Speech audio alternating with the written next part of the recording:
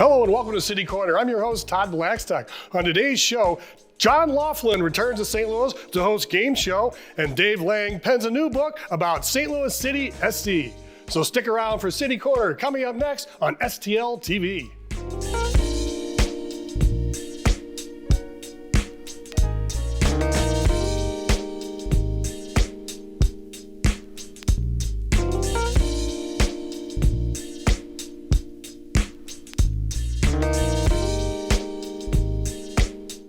Our first guest today is a renowned author who has written a book about our new MLS soccer team. Dave Lange, welcome to City Corner. Thank you. Thanks for having me, Todd. Now, you've been around the business for quite some time now, Dave, and I think you've been in the media since, the late 60s, 70s, covering sports in St. Louis. I worked at the old St. Louis Globe-Democrat starting in 1976 until they went out of business. So were you covering primarily soccer back then? Or I was a soccer writer. I did a lot of things, but mostly soccer. Yeah, Bob Burns back then was kind of a big-time deal with the Globe-Democrat. And the old bench warmer. The old bench warmer. Yes. I bet you got some good stories back then. Absolutely. I mean, we all know St. Louis is a fantastic soccer town. You've been covering the sport for years and years. What are some of the things that set St. Louis aside from some of the other soccer cities in America and around the world? Well, like many St. Louis, U.S. cities, St. Louis was an immigrant city in the 19th century. But we had the largest proportion of immigrants from the United Kingdom here in the 19th century, and they brought soccer with them, as well as the Catholic clergy in St. Louis who introduced soccer into the parishes. So unlike other cities, we developed grassroots players for generation after generation. They were world-class players, not just good players, but players who played on the World Cup team. For example, in 1950, when the U.S. beat England 1-0 in the 1950 World Cup, 5 of the starters were from St. Louis. Wow.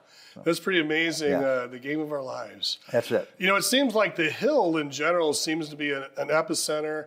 And, of course, St. Louis University, one of the prominent soccer universities in the country. Well, it's funny because when you talk to guys today, if they're from the North St. Louis and the guys from South St. Louis, they're like, they don't play soccer up north. And the north side guys say the same thing about the south side guys. Oh, they don't play football, though? Or? Yeah. So, but it's interesting. All parts of St. Louis have developed great players, including the east side.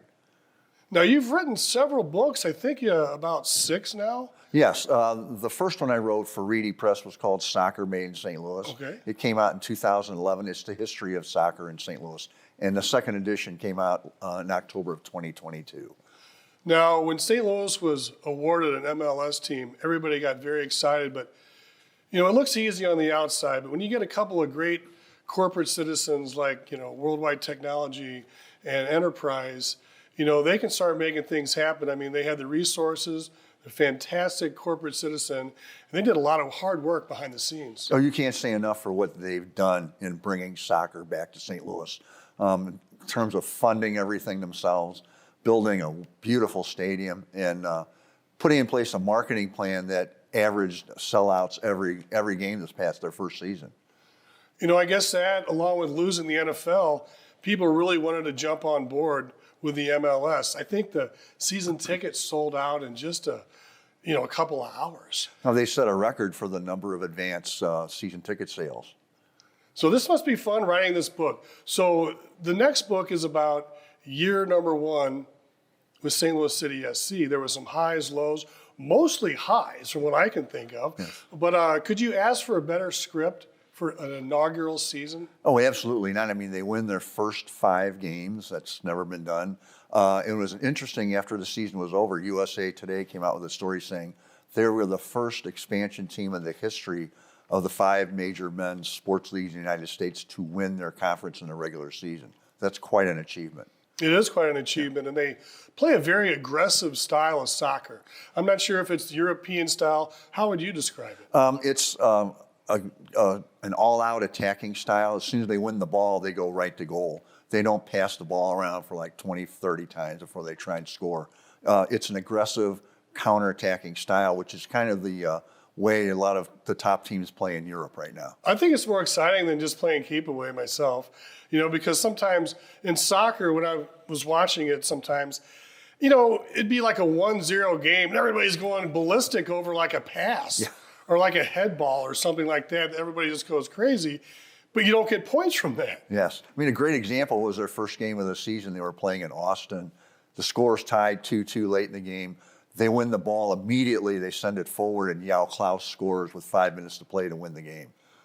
So It's a great example of their style of play. You know, I was there for some really cold games, exhibitions when they first started. The stadium was still being built. But one thing that is kind of unique I noticed, right before every game, they watered the field. Yes. It's like all of a sudden out of nowhere, here comes all these hoses and water and everything. It's like, it's cold out here, and they're watering the field. They want to make sure that the turf is just right. They do it at halftime as well. And it's common practice at soccer stadiums around the world that they do that. Boy, I'd tell you that stadium has really helped downtown West, rounding it off. I mean, architecturally, whoever developed it was brilliant with lining it up with Keener Plaza and the little park right there and the arch and everything. It's just like perfectly centered. And the sight lines are incredible. I mean, you look out the one side, you see the arch. You look on the other corner, you see Union Station. And it's situated exactly between downtown complex and Forest Park. So it's kind of viewed as a link between downtown and the west part of St. Louis City. So tell us about your book. What are some of the highlights that you'd like to, show us here and maybe point out? The book is, the title kind of gives it away. It's like a yearbook. The title of the book is Year One, St. Louis City SC. So it goes through every game. There's a 150-word recap on each game, has all the summaries. All the statistics are in there, including stories on the U.S. national team, which played 4 times here in St. Louis last year at City Park. So it's kind of a yearbook, a keepsake for that first season. You know, a lot of people are thinking that City SC will go after some, local people. I think we have one local guy on the team, with maybe the ownership group being from here. But they brought in guys that know soccer. They didn't go with the local people. They went with what they want to do to win. And their key hire was Lutz Pfannenstiel, the sporting director. They brought him in with a couple years before they started, so he had time to check out Major League Soccer, figure out what would work for City. He had connections all over the world because he's the only person who's played in every FIFA confederation around the world as a goalkeeper.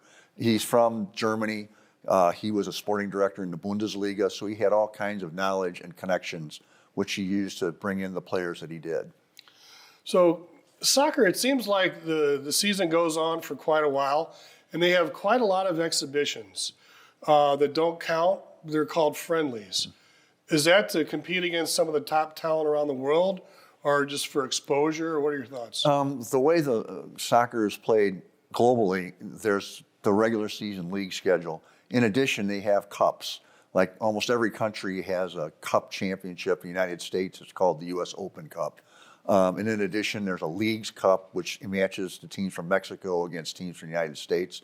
And City qualified in 2024 for the Champions Cup, which selects the team that will represent the North and Central America in the World Cup of club soccer. So we had quite a very successful year.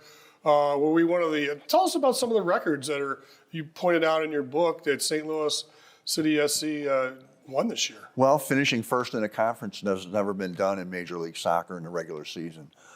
17 wins was a record. They came close in terms of total points. They had the 4th highest point total in the league. The goalkeeper, Roman Berkey, was incredible and was selected to one of the best 11 players in Major League Soccer.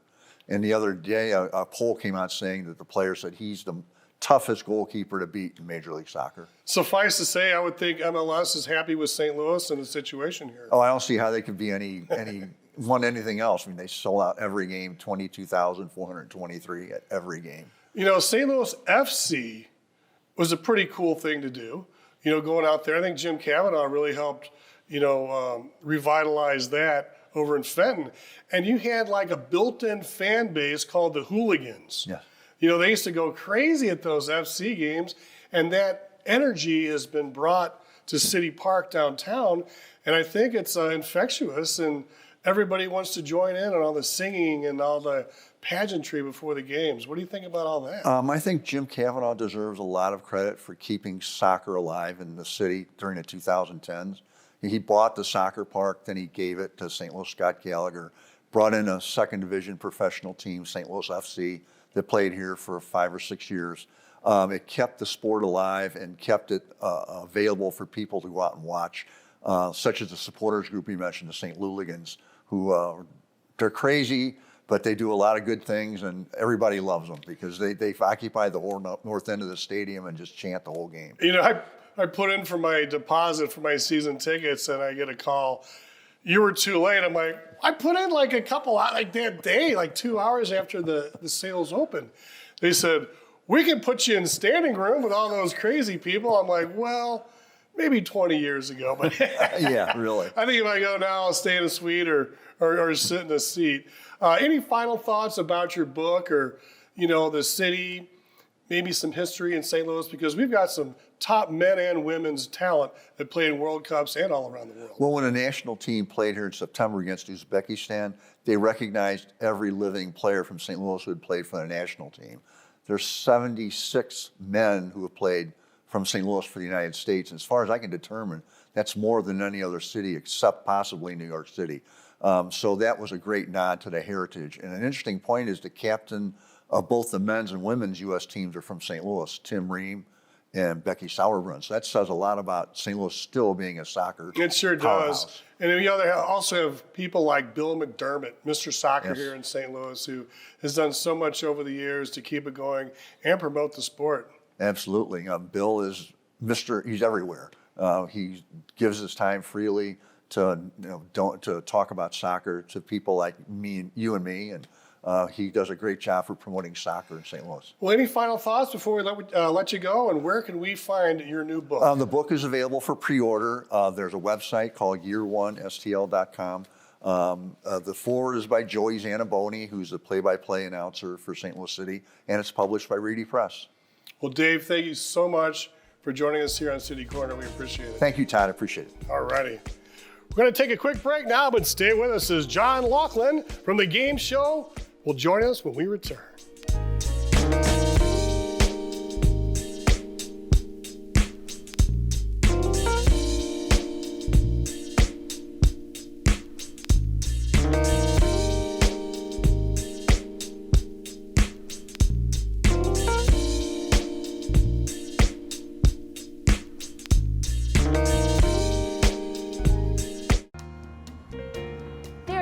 Many reasons to love St. Louis, you can't pick just one.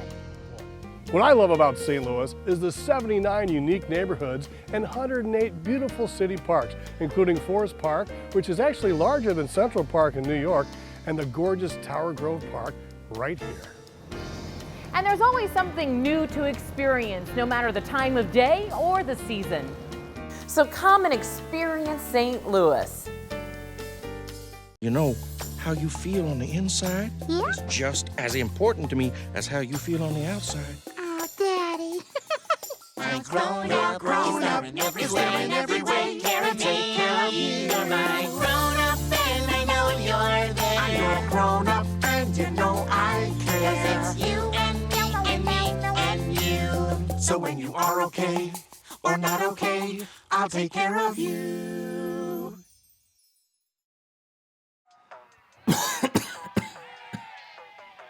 Oh man, I can't believe I'm missing this. Okay, Grandma. I see you. Don't get stuck at home with the flu. A flu shot is the best way to prevent the flu and its potentially serious complications. It keeps you, your community, and loved ones protected. Don't get flu FOMO. Learn more at getmyflushot.org. When I arrived in the U.S. at 19, I struggled to find job opportunities without a high school diploma. Everything I have, my education, my career, my marriage, I owe to the Adult Literacy Center and my teachers. Your achievement has set an example for so many students. Most importantly, your daughter. Education was the key that unlocked all my opportunities. When you graduate, they graduate. Visit finishyourdiploma.org to find free adult education centers near you. Multiple studies have shown that marijuana can slow both driver reaction and response time, which can be really dangerous. He's here. He's here. Wait. What? I can't drive. Why? My. Oh.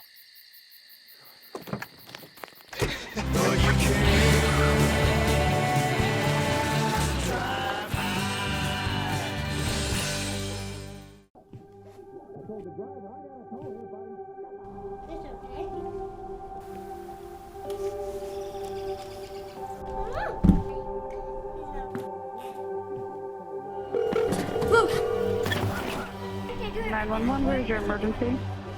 Everyone's on their way. What happened? Your friend's not breathing. She's dead? Please get my mom and dad. Oh my God. A lethal dose is in here. Who gets it, I won't know. Scary that it can be put into anything and we can't even see it or notice it.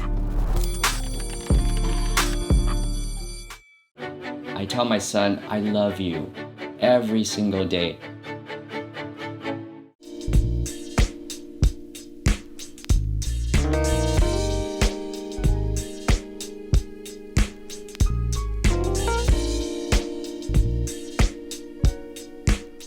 Welcome back to City Corner. Joining us now is John Laughlin. John is the host of Game Show Battle Rooms St. Louis. Thanks for dropping in, John. Hey, thanks for having me, Todd. Great to be here. You know, it's kind of like a homecoming for you because you grew up in St. Louis or spent many years here. Then you went away and you had a whole career in life outside of St. Louis. Notably, a long time in Branson. Looked like you had some fun there. Yeah. Just came back to St. Louis in 2023. Grew up here.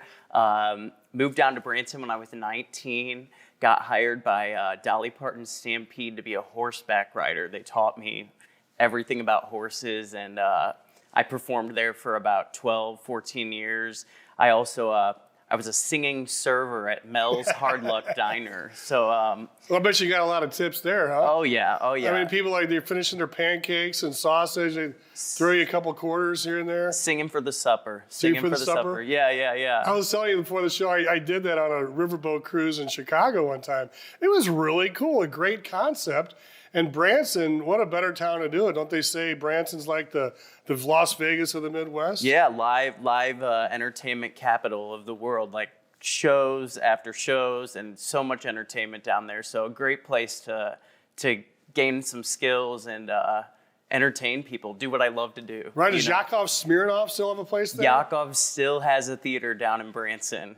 So what was Dolly Parton like? Did you ever get to meet her? Did she come through there, or was her name just on the building? Her name is on the building. She goes to the location in Tennessee, but I never met her. I had friends that met her and have pictures with her. I was always like, man, need a picture with Dolly. I mean, she's still out and about, I think, posing like in Dallas Cowboy cheerleaders outfits. Yeah, she's a busy lady. You know, she's amazing a busy woman. lady. Yeah. So what else?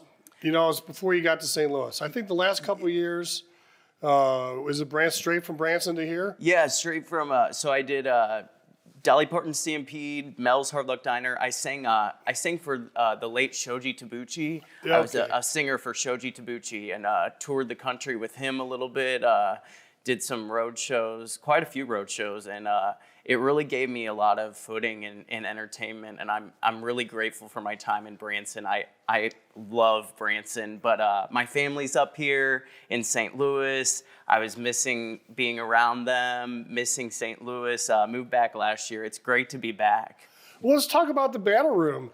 How did you get involved with that? Did you get recruited out of Branson, or did they find you? They sent out the big headhunters out to get you? I found a posting and I applied for it, and they hired me, and it's a great fit for me. Someone that has a background in entertainment. I'm so grateful to be able to do entertainment up here in St. Louis at this type of. It's a very unique place, and it's really cool. It's really cool. So Game Show Battle Rooms St. Louis. That's the title of this. And from what I understand, it's like a 4,000 square foot event center where people come out. It's like game show. It's like, Johnny, the price is right. And it's like behind door number 2.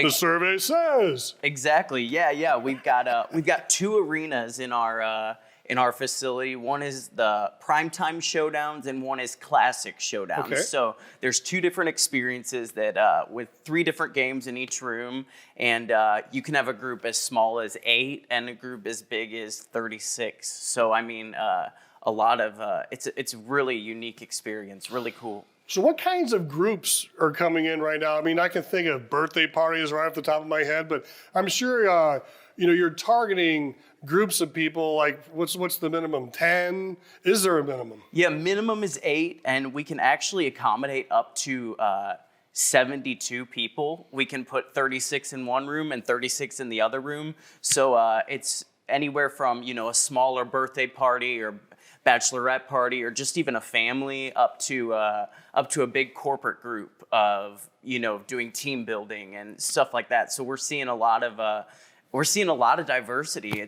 Business has been great, and we're seeing families come in, and then later we'll have a big group of friends, and then the next day we'll have a corporate group. So it's fun because you always get a different show with a different type of group of people.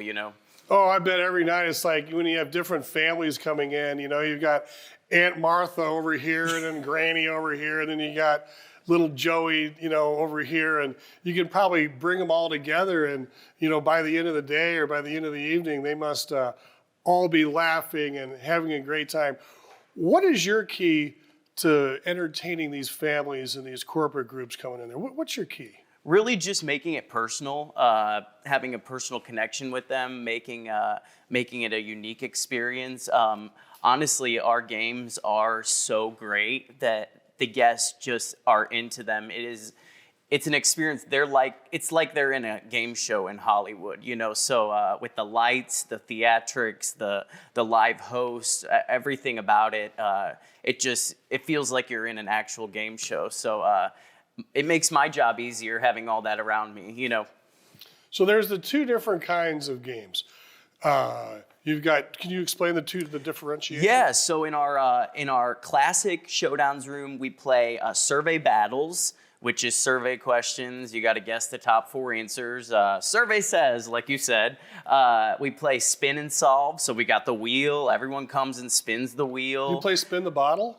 Spin and solve, Todd. Spin and solve. Yeah. So and then we've got what's that cost, which is a price guessing game. So that seems to be one of the favorites of everybody. So that's the classic showdowns. And then in primetime showdowns, we have survey battles is in both rooms because it's so popular. So we got survey battles, matchup wars, which is kind of like the Newlywed Game if you think about it. And then we've got time rush games, which is more physical tasks that are, flippy cup and lights out, which is our version of cornhole. So people really get into it. I mean, they get competitive. We've been showing a little bit of video here and some B-roll. Let's take a look at some audio, a little rolling right now on City Corner. It's time to battle.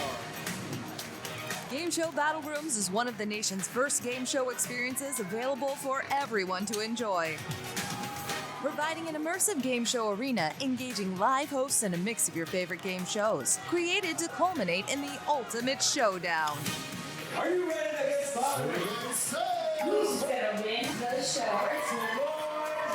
And welcome to Game Show Battle Room. Game Show Battle Rooms is perfect for birthdays, team building events, friends and family outings, and more. You only need to bring one thing, your game face. Game Show Battle Rooms. It's time to battle.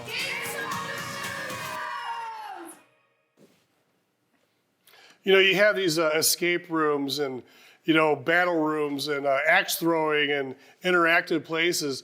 These game rooms, it seems like it's really taken off around the country.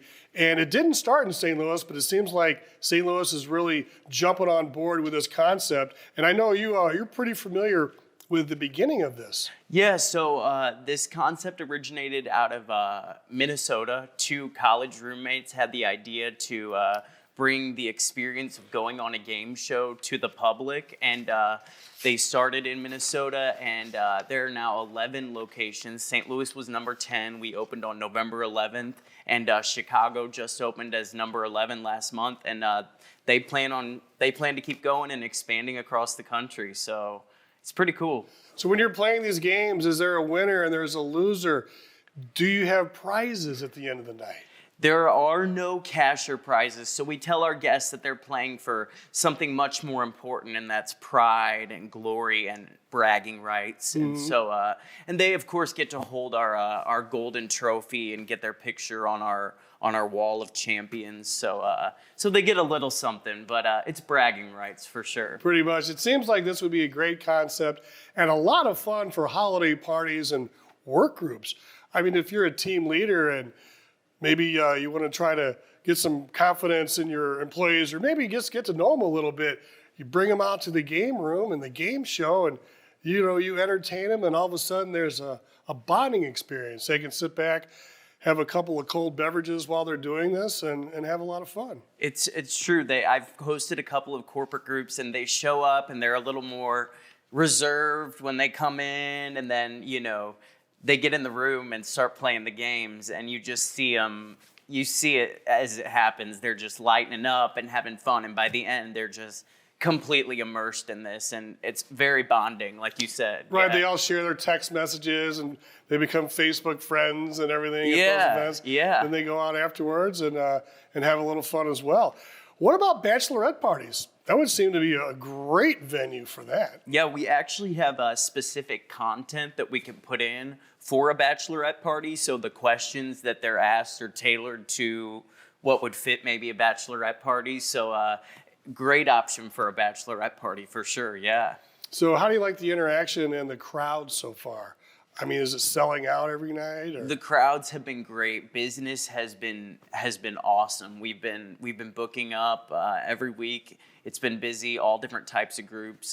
We're in a great location. We're in the district of St. Louis, which is in Chesterfield, right by the factory. So we're a few spaces down from Four Hands Brewery and High Point Drive-In. So pretty cool. You got location. Top Golf right there too. Top Golf, yeah, it's a perfect location. It's gonna be more. I feel like it's going to be more up and coming over the year. We got Narwhal's Crafted is opening right by us, and the Napoli brothers are opening a restaurant as well out there too. So it's a pretty cool location. Well, that sounds awesome. Before we let you go, is there any final information you could give us, or how we could get a hold of you, or if someone wants to come out to the game show? Yeah, gameshowbattlerooms.com/St. Louis, and you can book online, and or you can give us a call. I think the number will be up on the screen there. So 636-590-6022. Well, John, thank you so much for dropping in again on City Corner. We really appreciate you. Thanks for having me, Todd. Great to be here. All righty. Well, that's our show for today. We especially like to thank John Laughlin and Dave Lange for joining us in studio. We'd like to thank you for watching City Corner on STL TV. Experience St. Louis.